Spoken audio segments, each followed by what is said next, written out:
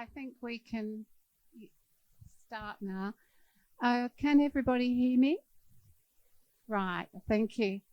I'm Councillor Sue Whitington, and for those who don't know, Raising the Bar started in New York with the intention to turn pubs into classrooms by combining education and pop culture. This event has been held around the world in Hong Kong, London, Auckland and Sydney, and Norwood Payneham St Peter's Council is proud to bring it to Adelaide once again. Tonight it is my pleasure to introduce you to a woman who scarcely needs any introduction, Frances Nelson, QC.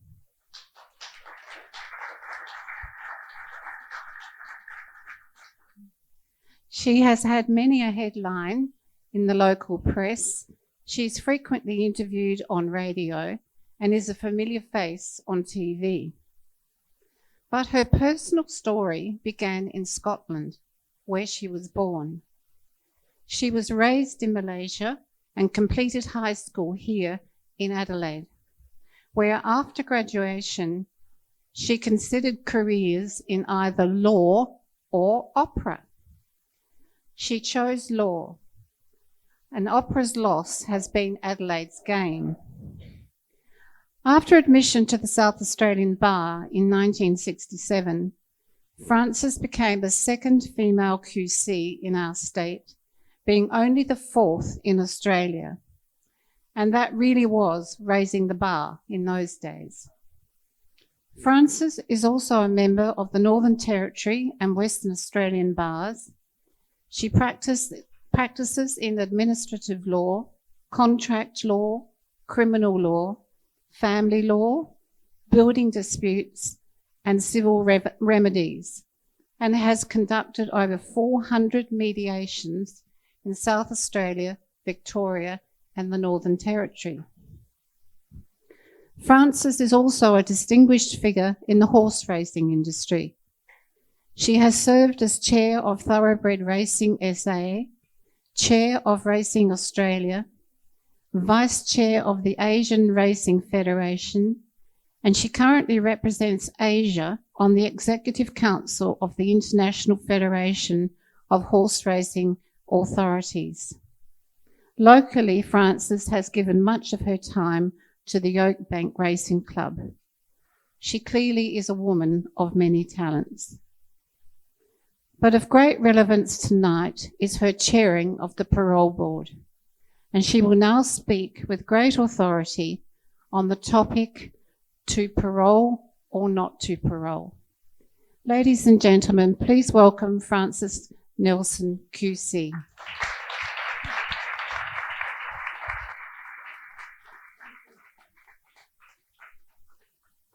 Thank you very much, Sue. Now I have to live up to the introduction, which might be a bar too high to jump over, and I've jumped a few hurdles in my time.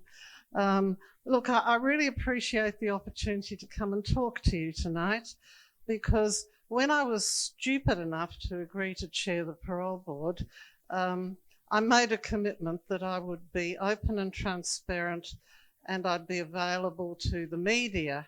That's a decision I've come to regret, because every journalist in Australia has got my telephone number and they ring me at all sorts of odd hours. And I think if I'd known that, I might have been a little more conservative in that approach. So I have, in 3 weeks' time, I will have chaired the South Australian Parole Board for 37 years.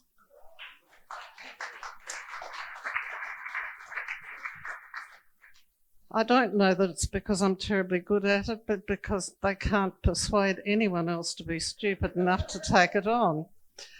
And as I often say, I've now been in the system longer than the average murderer, with very little prospect of early release. And it's beginning to feel more like an indeterminate sentence. You know, I'm detained at Her Majesty's pleasure. We are a secure area in the Parole Board. We don't have any windows and all the doors are locked down. I don't think it's to prevent the prisoners escaping. I think it's to keep the Parole Board inside and make sure we don't pack up and go home early.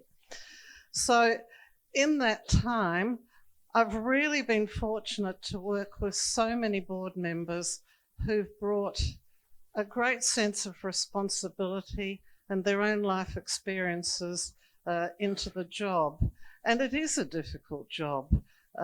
It's not one that you do for fun, and it's certainly not one you do for the money. And looking at human behaviour is interesting, but it can be very trying at times. So what I want to talk about is how we go about making a decision, because I think that's what people are entitled to know. And you may not always agree with the decisions we make, but at least if you have an understanding of the process, it gives some credibility to the ultimate decision. So by law, we're obliged to have a psychiatrist or a psychologist on the board, an Aboriginal member, someone qualified in social work, a police officer or a former police officer, and at least one woman. And as a board, we do represent gender equity because we're about 50% female members, 50% male members. And I don't know that that's necessarily by design, but it certainly does provide a really good balance on our board. A lot of people think that we have the capacity to decide whether someone should be kept in longer. And certainly victims do, and I understand that, because from a victim's perspective, very often that punishment isn't enough punishment. But we are quite properly prohibited by legislation from imposing our view sentence, because that's a matter for the courts. Probably just as well, because, you know, we might have a view that it isn't quite long enough, but that isn't something that we can bring into consideration. So we're bound by legislative criteria. We have to have regard to the gravity and seriousness of the offence, the likelihood of rehabilitation, the likelihood of someone complying with parole conditions, the impact on victims, their institutional behaviour, and importantly, we have to put community safety as paramount. And that's probably stating the obvious, but it's within our legislative charter. Unlike any other mainland parole board, we interview prisoners. We don't just do it on the papers, and we don't rely on other people's opinion. And that makes our task more difficult. So, for example, we supervise as many parolees, people on supervision orders, people on licence, as they supervise in Victoria. In Victoria, they have a board membership which is treble ours. They have 3 times as many people in the Secretariat. They're chaired by a judge full-time, and they have 2 full-time lawyers, but they don't interview anybody. Now, we formed a view very early on that it's our decision. We have to be satisfied it's the right decision, and interviewing people across the table can often change your perspective. So it's not been unknown for us to have a file and you read it and you think, oh, he looks pretty okay. And when you sit him down and talk to him and question him or her, your view can change, because prisons and racecourses have one thing in common. Rumours get round very quickly. And I work in both areas, so I know that.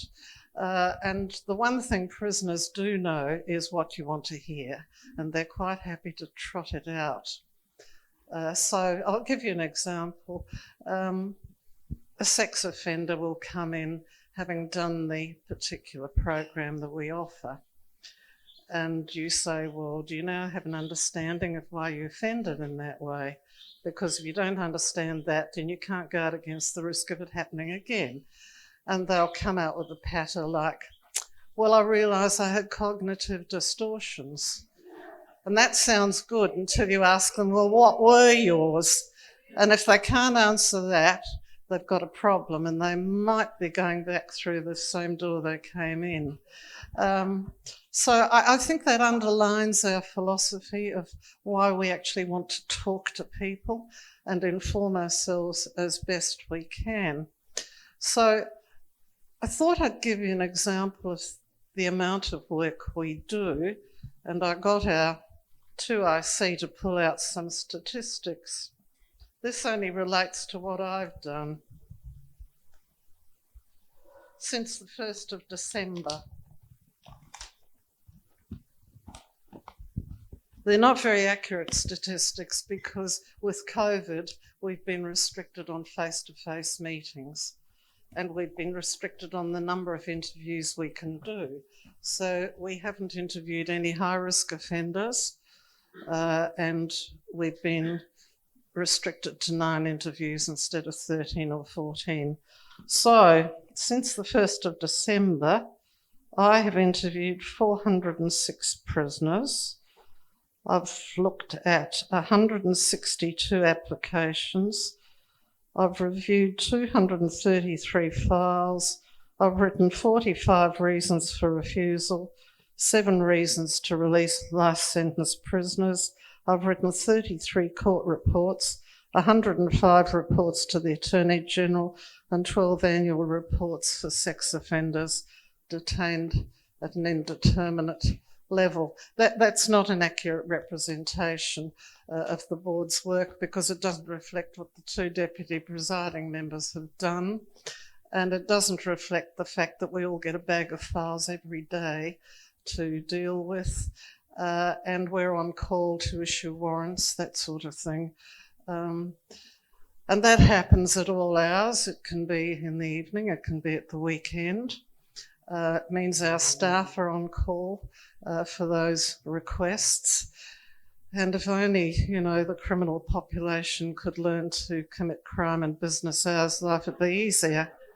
They tend to do it at very inconvenient hours and very often early on a Sunday morning. It's a real pain. And even though we say to the police, please do not ring before 6 o'clock in the morning, if they're on night shift at 3 o'clock, they think, oh, what the hell, we're working, we'll make the phone call. And poor Tony Hoban, who's our executive officer, has to field it, and then it's got to go through corrections and community corrections to get the information, and ultimately it comes to me or one of the deputies. So in a sense, it's a growth industry. It just doesn't sort of generate a lot of income for government. So, as they say, there aren't any votes in that, so why would we increase your budget? Of course, my response to that is there are plenty of votes in people who are affected by crime because you need to do something to stop crime. So I wanted perhaps to give you a glimpse of the sort of person that we deal with, male or female.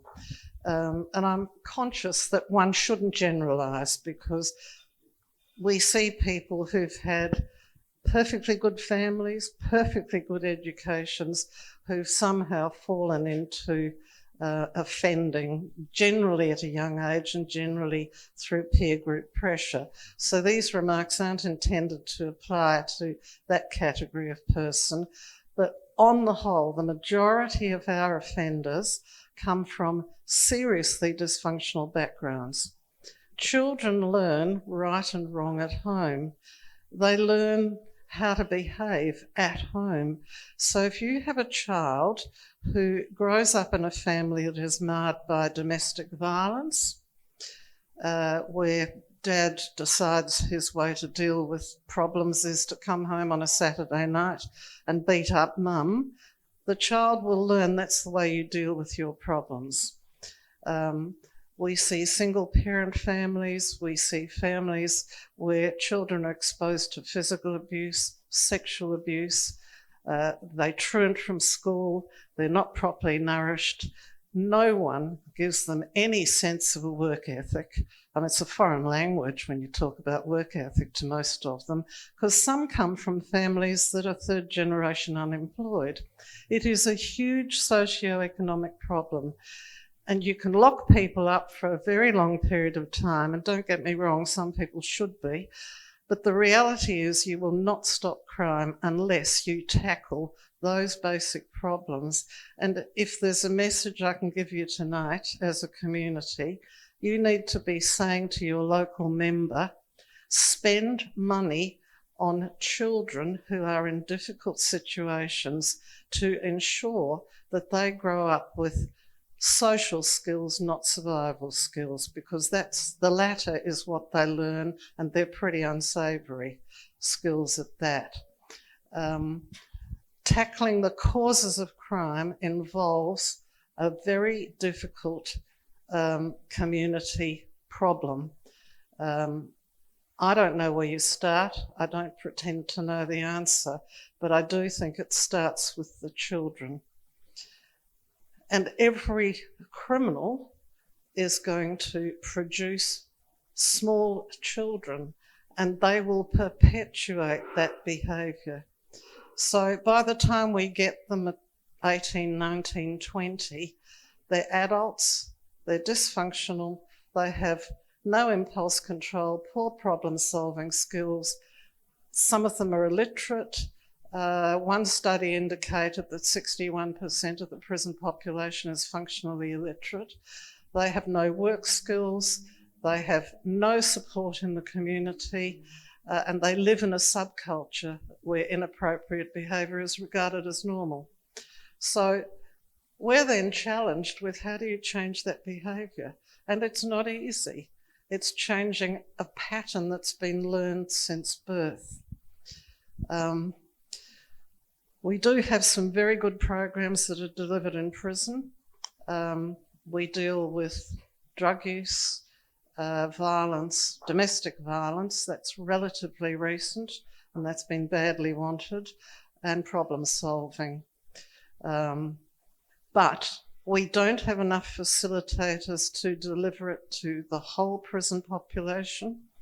Bed space is an issue, so often you get the impression people are moved around the system, not in terms of their needs or what is necessarily going to produce a better result, but in terms of are they manageable and what's the bed space? Because, you know, crime has increased. We've got more people in prison than we had 10 years ago. We haven't built a new prison, and we have sort of add-on facilities which aren't particularly adequate in certain respects. It's an investment in your own safety to try to achieve a better result. And those are the areas that need to be tackled. And, you know, most of our customers are pretty irresponsible in terms of breeding, and we are not allowed to put a condition in that thou shalt be sterilised forthwith. So, you know, the other day we interviewed a man who had 10 children by 8 different partners. He wasn't supporting any of them. And those children have no future. So, you know, irresponsibility extends into that area too. And then you have single parent families, inappropriate role models. Those children don't stand a chance, and inevitably they're going to go to jail, and there'll be a victim in the process, if not more. So that's what we're confronted with, and we have to assess what risk does that person represent to the community. Well, let's face it, we're all at risk. I'm at risk at every parole board meeting because, you know, patience is not my long suit, and I have been known to lean across the table. I haven't got to the point of chucking anything, but I've been close at times. So I understand we're all at risk. But the question is, can we manage these risks in the community safely?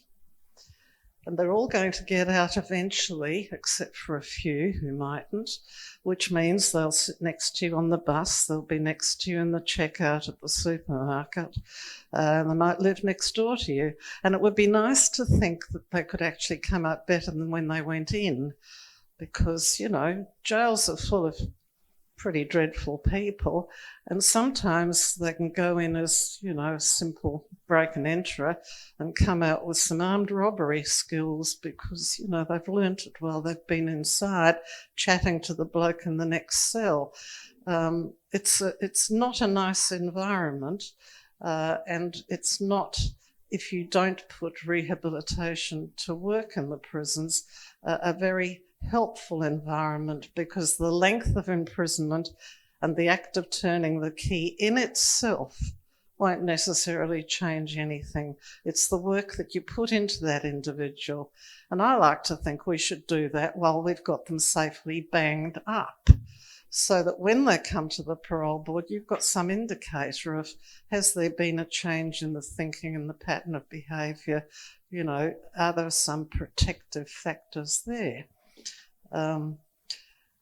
It has improved greatly, I have to say, in the last few years. I think David Brown, who's Chief Executive of Corrections, has worked very hard to introduce more rehabilitation. There is more focus on rehabilitation. Silly word, they've never been habilitated in the first place. That's why they're in jail. And he's introduced more programs and much more work with psychologists. So there has been a change from let's just incapacitate them to let's actually do something with them. And I think we're all grateful for that.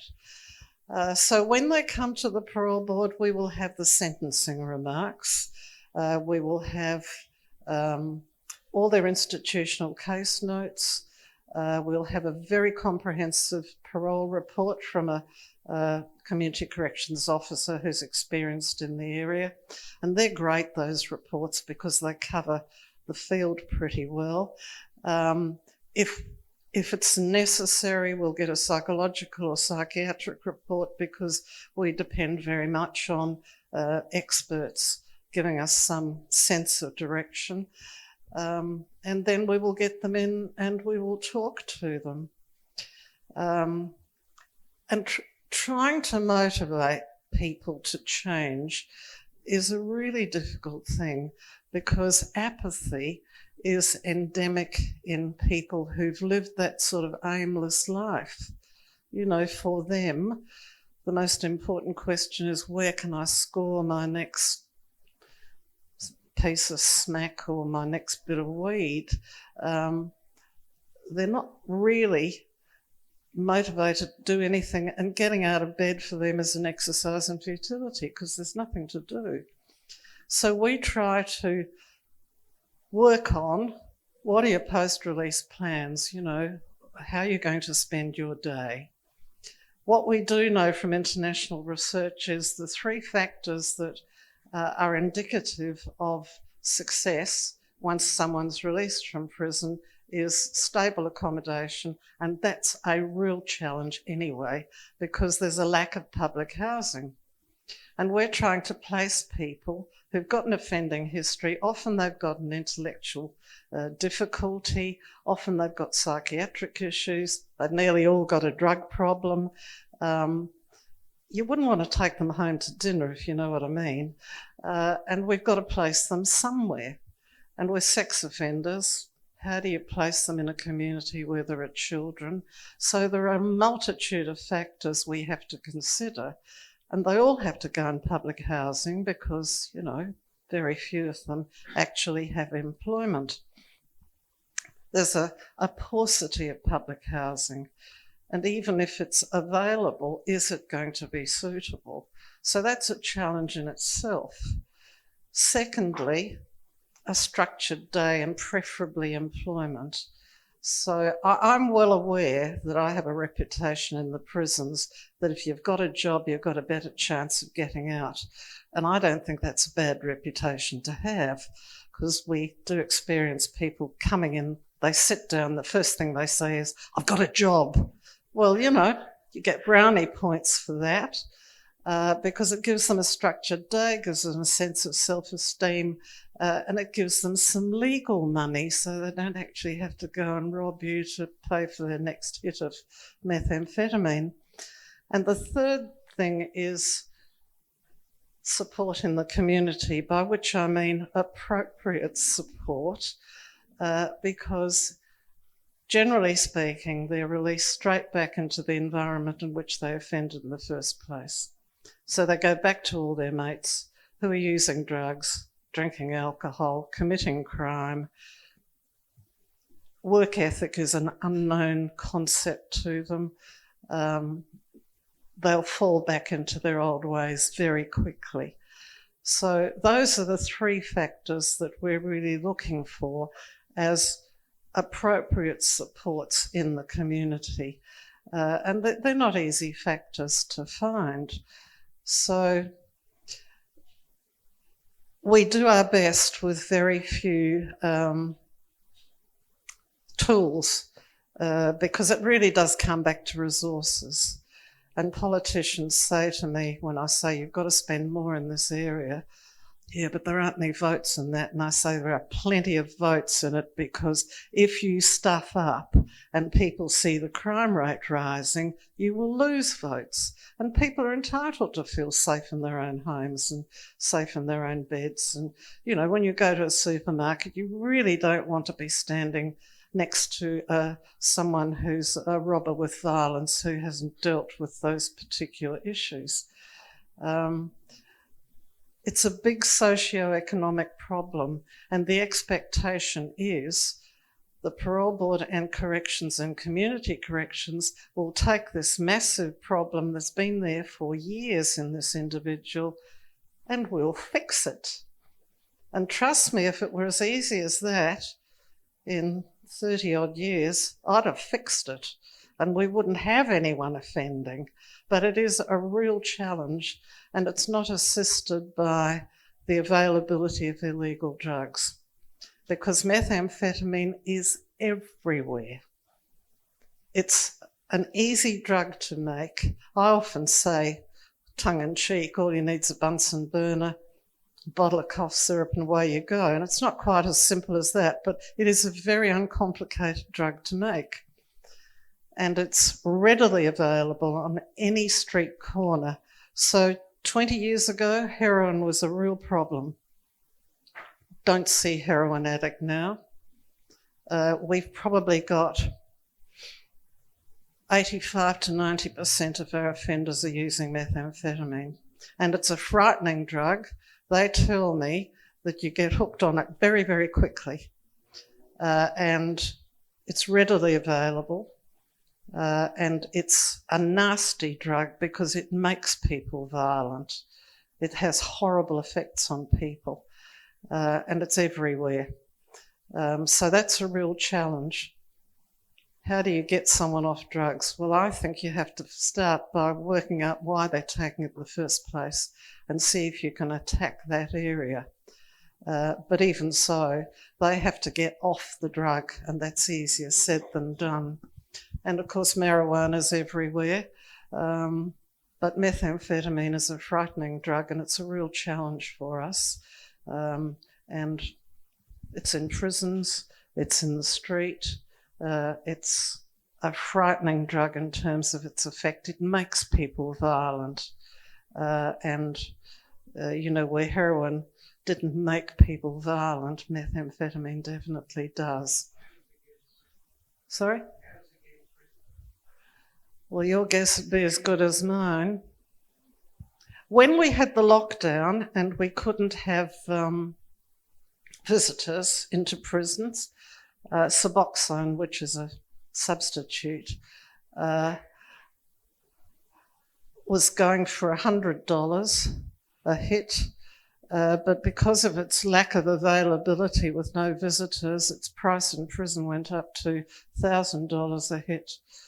I don't know how they get it in. You know, they really search people. They do body searches, but it gets in. Not so much in some of the stricter prisons, maximum security, but it's there. So, you know, that's another challenge for corrections, but it's everywhere in the community. And I'm told it's extremely addictive.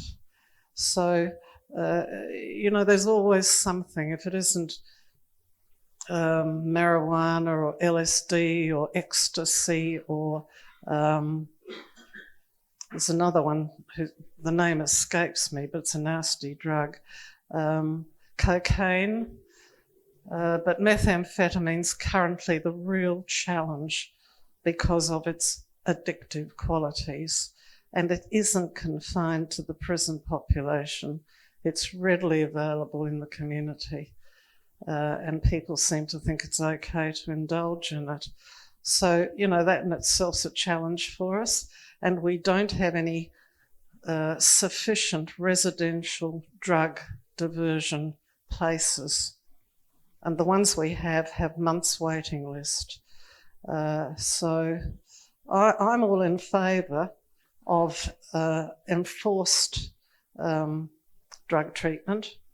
If you wait for people to volunteer for it, you'll die before it happens because people don't want to go down that path.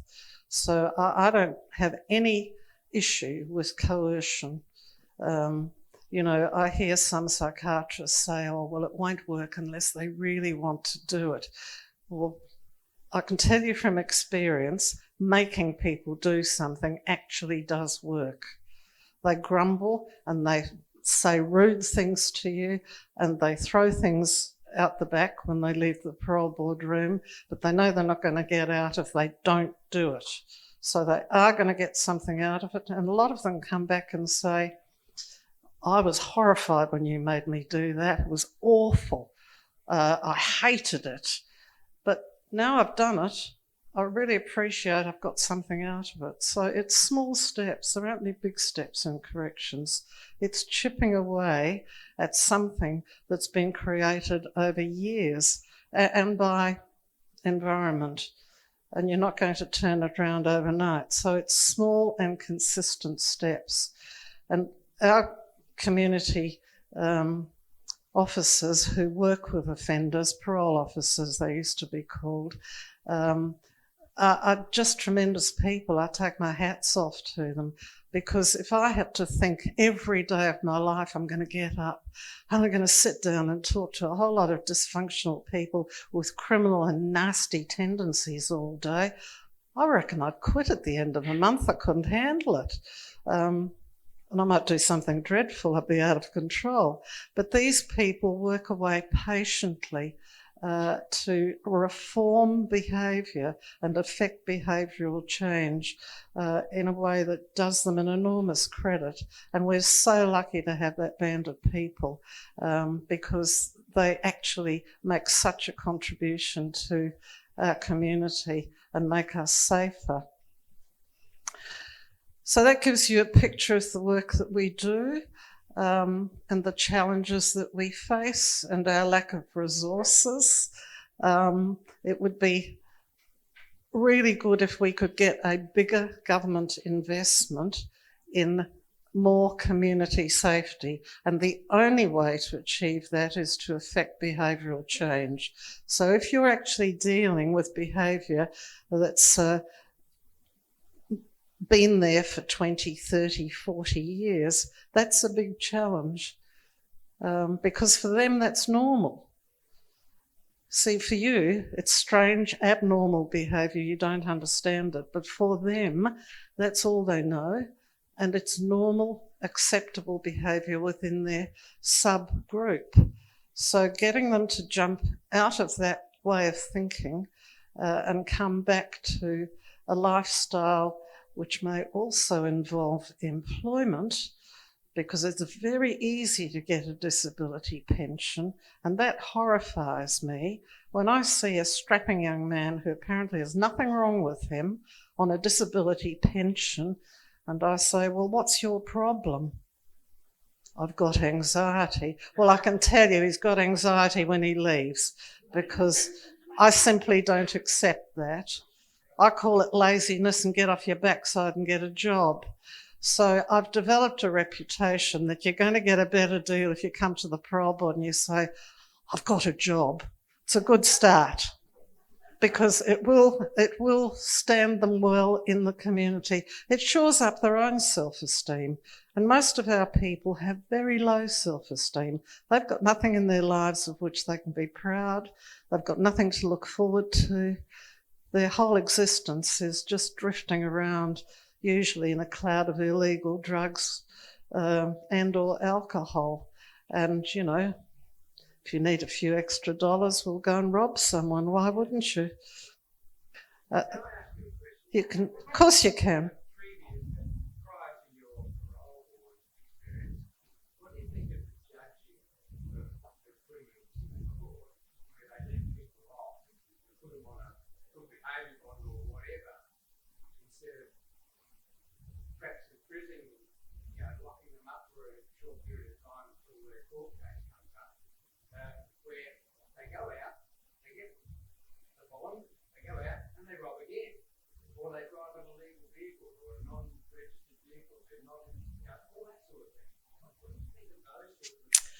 I have to be careful what I say because I have to appear before judges, and they're not comfortable with criticism. And I'm not a judge, so, you know, I don't have those skills. Look, I think we're in a different business in the parole board. We're looking at risk assessment. Is it safe to let this man out? We're not into punishment. And I have tried in the past to go along, and often judges will invite me to go and talk to them about sentencing and so forth. I don't think judges are exposed to the same level of risk that we are. And I think, in a sense, there's often a good-hearted approach to sentencing, which may not be very practical. And, you know, there are victims, and we have to deal with victims. The hardest part of our job is sitting and listening to victims. So, beginning of our meeting today, we had 6 victims in. It was a murder, and these people told how it had affected them and their lives. And it is the most harrowing experience to listen to that. And of course, judges get a relatively sanitised view of an offender because they're represented by counsel. And I know because I've done it. You put your best foot forward, you put the best spin on, you don't tell lies, but you know how to put it to a judge to get a favourable result, you hope. But that doesn't happen in the parole board. You know, we eyeball them over the table. And the only good thing about having done it for 37 years is they know I know. And there's not much point in giving me that crap because I'm not going to believe it. If there are any advantages, that's one. So I understand that punishment has to be in accordance with sentencing principles, but I do have an issue with a risk assessment by a judge at times, because I like to think, you know, we've had a fair experience in that area.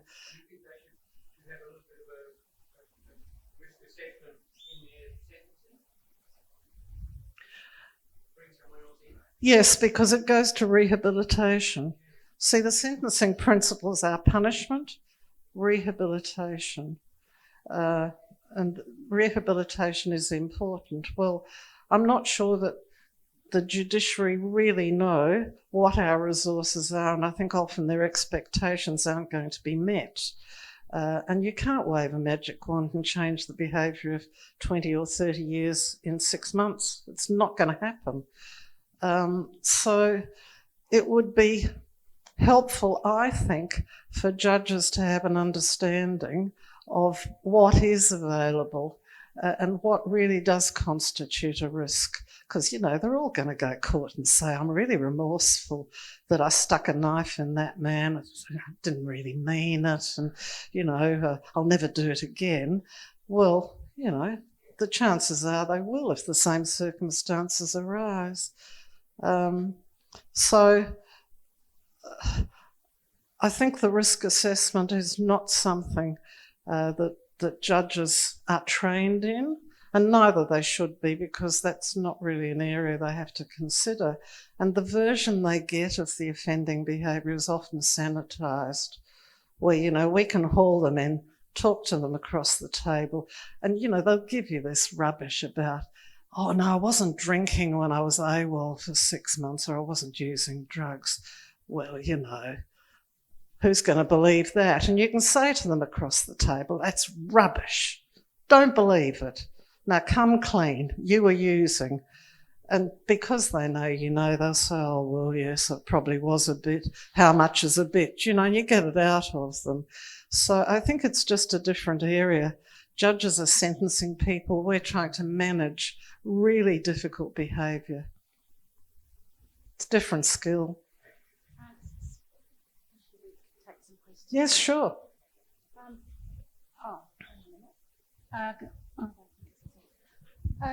Francis is quite happy to take some questions if anybody has any. So I'll take the gentleman in the red jumper first, and then this lady here, and the gentleman at the back. Do you want to sit down? That's fine. You made a comment at the beginning that you were not going to talk about the well-educated criminal, or that criminal that has come from the good family. Can you just give some insight into the way in which you would handle a serious offender from that background within the parole system? And the second, if you could just make a comment, because you've emphasised the need for rehabilitation, what is the proportion of successful rehabilitation within the system? I could tell you that. I think we probably have the highest success rate in Australia, in South Australia, and it's about 52%. You know, but having said that, you will get another percentage where they'll breach, but they won't necessarily reoffend. So they fall into a different category. So in relation to your first question, it's difficult. We get people from perfectly good family backgrounds, young people who might start using methamphetamine, and then they need more and more and more, and they need to do crime to finance their habit. Now, you know, that's not a product of their environment. So that's one issue. Sometimes we have people who unfortunately have psychiatric problems. That's not a reflection of the environment in which they grow up, and they have to be dealt with in a different way. So there's no one particular example I can take you to, but your heart bleeds for those families, because I know when I talk to the families, they're saying, what did we do wrong? Well, they didn't do anything wrong. It's just what's by chance happened to that particular young person. It's usually a young person, because they get peer group pressure, they fall into the wrong crowd, and of course drugs that's a major problem. They've got a better chance of success because they have got a background experience of nurture and family environment. The way you assess them, is the protocol the same? The demands you would place upon those criminals would be the same as those demands you would place on a criminal from a socially disadvantaged environment? The demands are the same, but they've probably got a better chance of success because they've got family support.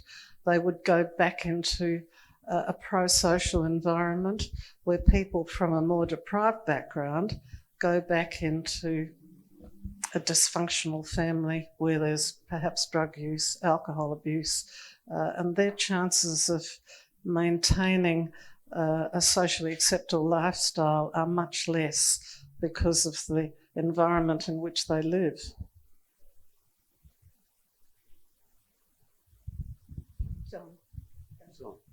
Hi, thank you. It's been a fascinating evening, but my question is about the composition of your board, which is one Indigenous person and one woman minimum, I think.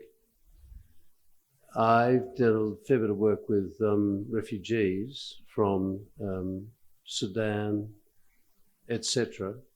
How do you deal with the issues that some of them are having with very different cultural backgrounds and family backgrounds without perhaps somebody of those? Can you bring somebody in to deal with, let's say, a Sudanese situation? We can, if we can get someone from a Sudanese society. So, for example, we don't see a lot of Vietnamese offenders now, but 20 years ago we did.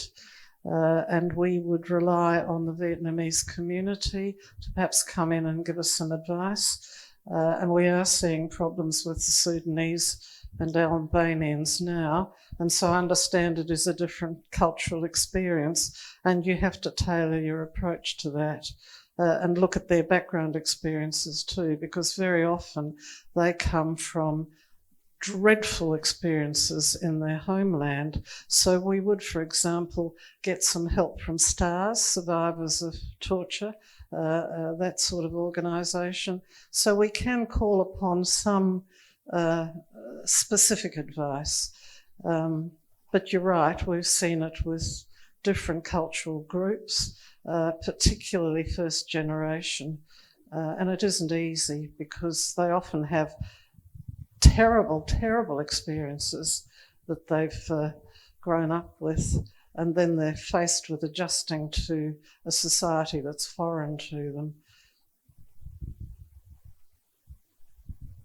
Yeah, I've got two questions, please. So one, you certainly have a lot of experience and you seem to be pretty switched on to BS when they pleading with you.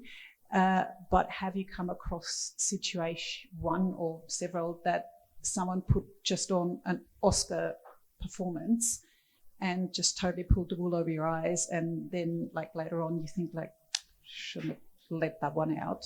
So that's one. And then the second one, when you say it's easier for people to say to have a job, how when they're in prison, I mean, I'm assuming maybe a social worker, there's a placement system or whatever, but so even if they say, well, I've got a job, what keeps them from just saying so and rocking up there once, if at all, and never going back? So just that they go out. Where's the control mechanism? Is there one? We do have a work-ready release program in prison, so they do try to do some post-release planning in terms of getting them into work, but that is limited. And if we could get a genuine occupation for everyone, that would be ideal, but we don't live in an ideal world. And it's dead easy to get an invalid pension and sit around and smoke dope and take methamphetamine and, you know, when you run out of money, go and rob someone. So it is a challenge, I agree. Your first question is, has the wool ever been pulled over one's eyes? Well, our board's pretty good at that. And we often get files where you look at and all the reports give glowing ticks to this person. Once you get them in front of you and start to unpick that, all they've done is learn the script. It's not real at all. So as a board, we're not bad at that. But just because someone says the right thing doesn't mean anything. We're a bit inclined to judge them by what they do, not what they say, because they all know the script. And, you know, I've met some charming psychopaths in my time. Doesn't mean I believe a word they say. And we have some very astute people on our board who are very experienced at that. The real problem, I think, when people reoffend is they come out with good intentions, but translating them into action is a real challenge. It's not something they've ever had to do. And it's the line of least resistance to fall back into your old ways. So that's the area where, you know, people can present really well. They can have all the right intentions. They go out and the wheels fall off. And with our population, it doesn't take a lot. they come back in and they've used illegal drugs, and you drag them back and say, well, why did you do that? I had an argument with my lady. Well, for them, that's the end of the world. It's just an ordinary lifetime experience, but they're not equipped to cope with it. So it doesn't take a lot. They are not generally very robust people. Yeah, all the armed robbers and people who do dreadful crime, they might look tough, but we've had them in the parole board and they go through 2 boxes of tissues crying. The only one we've ever had come in shackles, because he was said to be dangerous, we interviewed him for 35 minutes. He cried the whole time. He was on a 2nd box of tissues when he left. So inside that tough exterior, there's generally a marshmallow. They don't have the inner resources, and it's a challenge to deal with it. And they only have one way of dealing with problems, and it's a nasty way. So actually trying to change their thinking of when you're presented with that situation, you don't have one option, you have several options. And apart from that one, the others are quite socially acceptable. So, changing the thinking is the challenge, and it's not easy. And I think our parole officers do a great job in that respect, because it isn't well received when you challenge someone's habitual pattern of behaviour. You're seen to be being difficult and nosy and none of your business, and why would I go down that path? So it's changing the thinking that's the most difficult thing to do, but it's the most important thing to do, and it takes time. Are there any other questions from anybody? Yes, you touched on nutrition earlier and the lack of nutrition by most inmates, and I just wondered, is there a focus at all on nutrition and teaching them about ways to care for themselves nutritionally when they leave prison? No, not really. And I understand what you're saying. I think we do try in prison to teach them certain basic cooking skills, and how you go about feeding yourself. But it's too easy to go and get takeaway and not concentrate on what's nutritionally appropriate. But, it is an important aspect, I agree. There's a limit to what we can do, but it's a point well made, I think, that if people take pride in their appearance and take pride in how they present themselves and look after themselves properly and exercise properly, they are going to be a better rounded person. My question was, I think you said that you had a 52% rehabilitation rate. How does that compare with the other states? What are their rates? I can't tell you off the top of my head, but I know when we looked at it last year, we compared quite favourably. And I think David Brown, who's now the Chief Executive of Corrections, has a very enlightened view, and he's done a great deal in terms of programming and vocational training. So, if you go in and if you come out and you've got no skills at all, you're not going to get a job. So, for example, in Port Lincoln, they've paired up in the prison with a number of outside agencies. So they sort rubbish, whatever that's called, and they turn oyster shells into shell grit. And they have another area there where they learn welding and some basic skills there.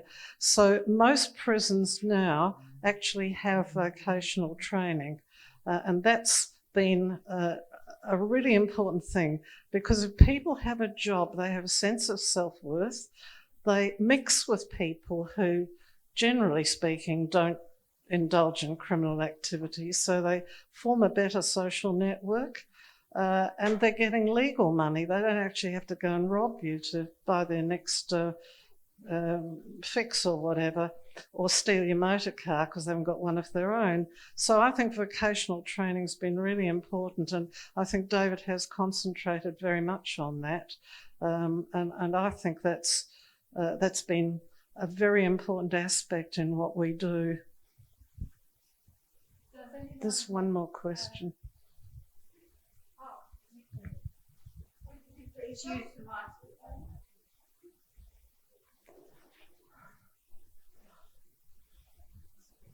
Thanks.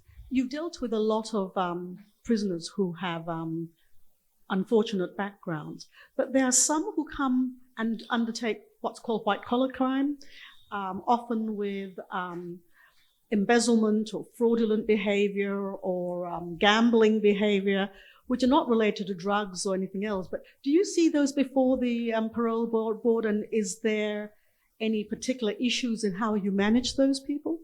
I think people who commit fraud are very difficult to manage. They're generally very articulate, they're very persuasive, they're very manipulative, and they have absolutely no conscience, and their chances of doing it again are very high.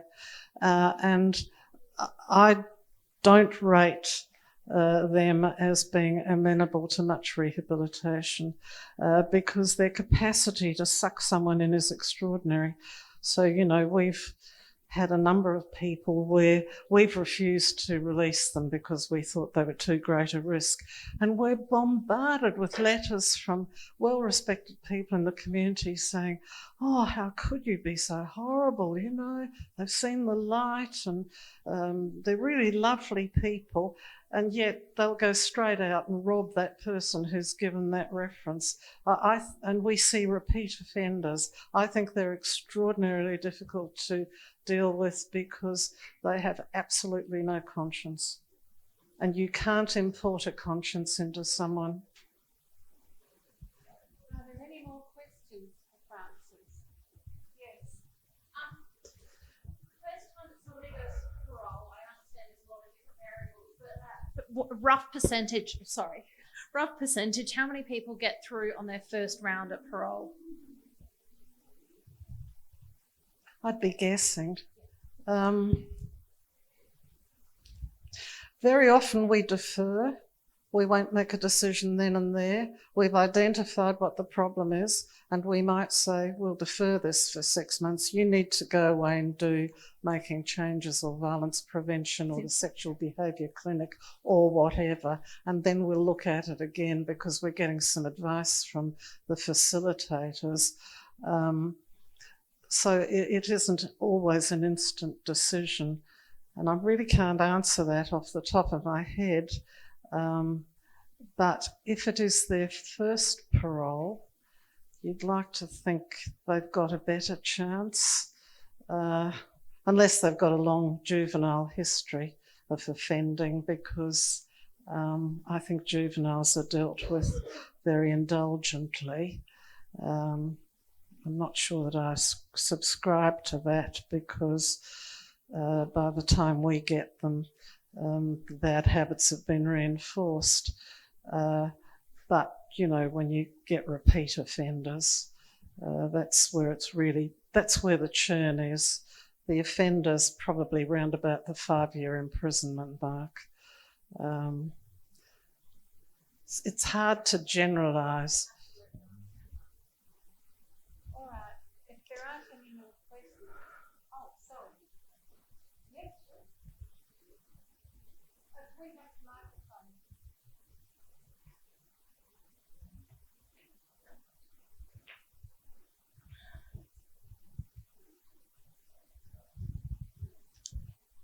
I have heard that many people in the jail system, I don't know any statistics, but have the ADHD condition, which sometimes is an inability to learn. There's some problem with the chemicals and the memory or something. And do does all of that come into consideration in your parole board, such conditions as that? And Well, I've read about ADHD, and obviously I'm not a psychologist or a psychiatrist. I think it often is ascribed to bad behaviour, and bad behaviour can be dealt with. So I don't believe there is such a thing as adult ADHD, and I don't think it is an organic problem, it's a behavioural issue. And it's difficult to put labels on people. So it's an easy diagnosis to make. But generally, if you look at it, it's someone who's been dysfunctional through childhood, truanted, violent, bad behaviour, stolen, lied. I don't think that's a medical problem. I think that's a behavioural issue. And it can be unlearned, but it's not easy. So I always worry about putting labels on people because it then becomes an excuse. I'm not really bad, I'm ill. And I just don't subscribe to that. I mean, some people are genuinely ill, they're psychotic. But on the whole, it's behaviour. And behaviour can be unlearned as well as learned. So I don't accept the excuse of I can't work because I've got anxiety, or I really have to behave badly because I've got ADHD. Well, no, you don't. You can behave appropriately. It's not an organic condition. I think one of the things is that in the society, it is people do give that diagnosis, say, and then they are given drugs to correct that condition. But the actual drugs they are given are a derivative of ice, of the dexamphetamine. So a child can become addicted to a drug that's supposed to have the opposite effect, but it's still a drug addiction that comes from, a diagnosis that they give to children. Well, I'm really not qualified to get into the medical area, but I think it's an easy label to put on someone who behaves badly, and it's easier to give them something to ingest rather than deal with the behaviour, because that's a difficult issue. And I personally think we live in a society where there's a sense of, if I take a pill, it'll fix everything, rather than I need to address this behaviour and this thinking, which is a much more difficult and confronting thing to do. So in a sense, it's possibly an easy diagnosis to make, but I think it's handballing the problem a lot of the time. You need to address the behaviour. Thank you. Thank you. I think Francis is probably almost worn out.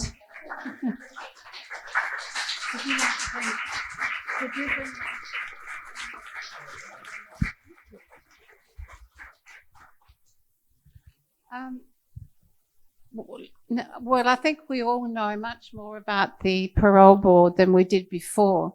And my thanks to the truly informative and entertaining talk by you, Francis.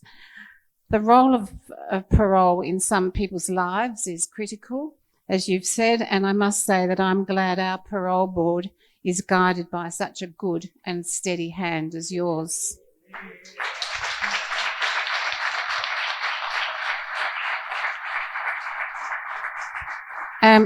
Ladies and gentlemen, Frances has been very generous with her time and expertise tonight, and I ask you once again to express your appreciation in the time-honoured way.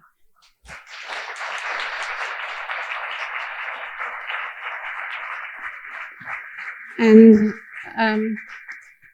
Frances, I have here for you a posy I made from my own garden, and a wonderful bottle of red wine.